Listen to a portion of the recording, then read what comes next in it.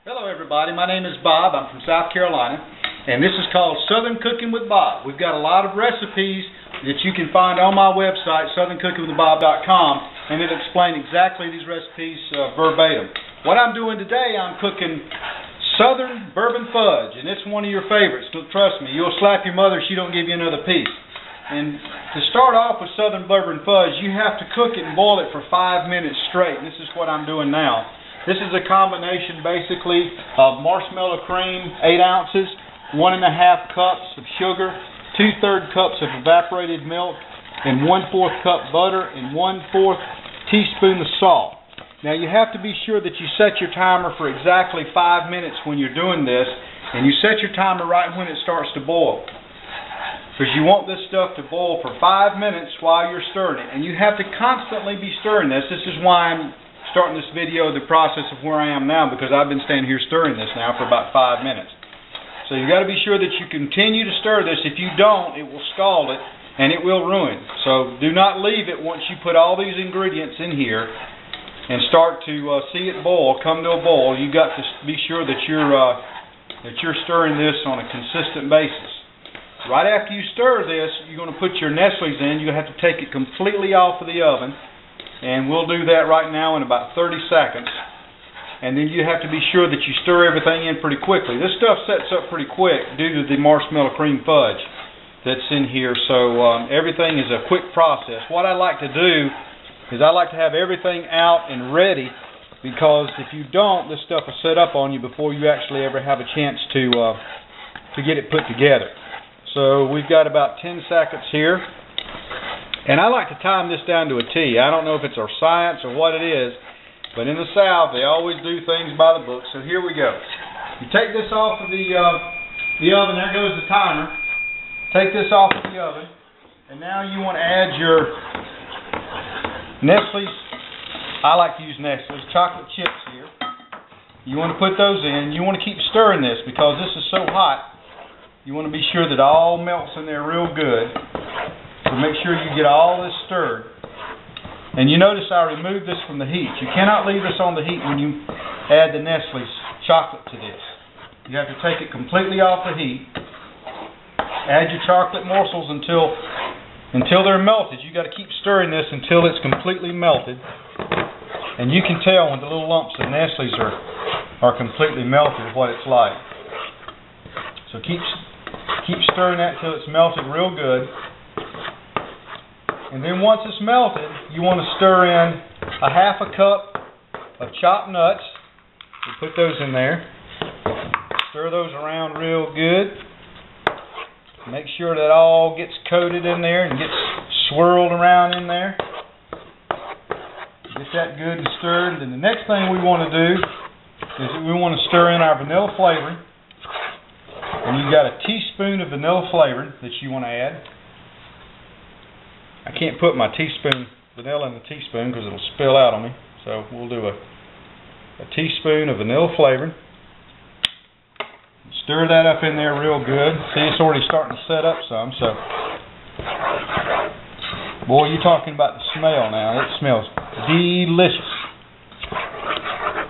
And your children, if you have children, will be standing there waiting to get their fingers in the bowl and lick the bowl after you put it in a pre-greased pan. I have everything already pre-done before I start this, because the process on the fudge is real fast. Now, when you get that stirred in, here's the good part. I add 1/2 cup of Jim Beam bourbon, and you just put that in there like that. And I'll save that for any leftovers that I might have left in that cup. I can get that later. Now stir this real slow, because that Jim Beam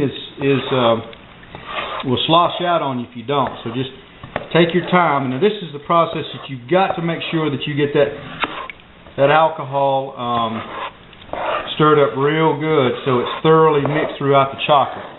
And you'll see it. It'll quit. How you know it'll be real good and stirred is you'll quit seeing it run, because that Jim Beam is real runny. And you'll see it gets thicker and thicker, and as it starts getting thicker, you know that it's getting melted. or melting in that chocolate, getting stirred in that chocolate real well. But the aroma for this stuff is just incredible, and the flavor is the same way. As you can see, like I've got it here, it's already. I had everything already pre-done, so I wouldn't have to take the time doing that, because as you see, I have to continually stir this stuff. You cannot stop stirring it because it will set up on you. You cannot leave it. See, it's starting to thick up a little bit now.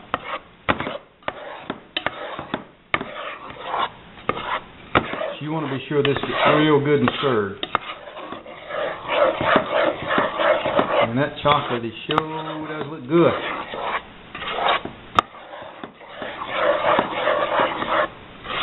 Okay, that's just about ready. Now, once we get this stirred real good, we're going to put this in an 8x8 by 2 inch pan. It's pre-buttered. I've already buttered the pan. So we'll just take this and we'll pour this evenly in the pan. Now you want this to set up. I like to put mine in the refrigerator and let it set up in the refrigerator, because if it sets up when it's real good and cold, it'll firm up better. So you may want to put this in the refrigerator just as soon as you pour it in there. But you can see that how quick it starts to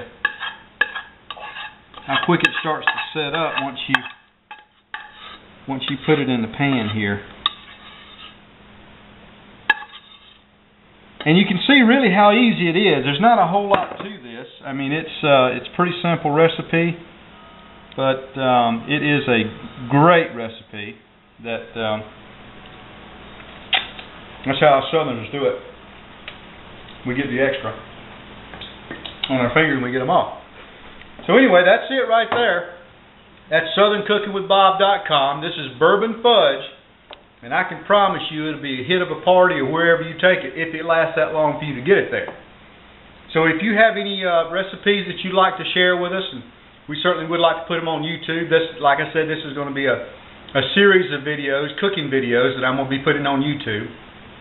And you can go to my website and get the recipes off there. And we'll be doing several of them. But if you have any recipes you'd like to share, go to my website.